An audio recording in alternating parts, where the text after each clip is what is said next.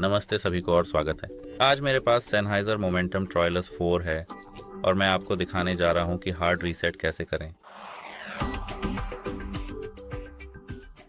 कृपया पहले अपने ऐप में जाएं और फिर सेटिंग्स में जाएं।